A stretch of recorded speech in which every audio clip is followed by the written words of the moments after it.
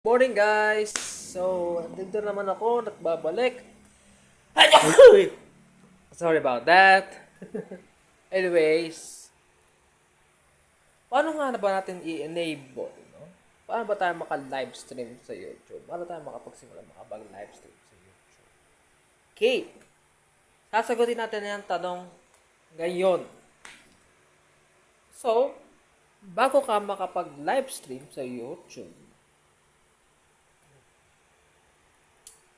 dapat makaabot ka muna ng 50 subscribers, no? Para pwede ka na makapag-live stream. Pag nakaabot ka na ng 50 subscribers, pwede ka na magsimula mag-live stream sa YouTube. Ito, tips ko lang para dumami ang inyong views, ang inyong subscribers. No? So, try creating shorts, no? YouTube shorts as much as possible. No? Tulad ng ginagawa ko ngayon. Kasi, unang-una sa lahat, itong YouTube Shorts, malakas yan makahakot ng mga views. Okay? Tingnan mo yung mga shorts ko sa aking YouTube channel. May mga tigta 1,000 views, 2,400 views. No?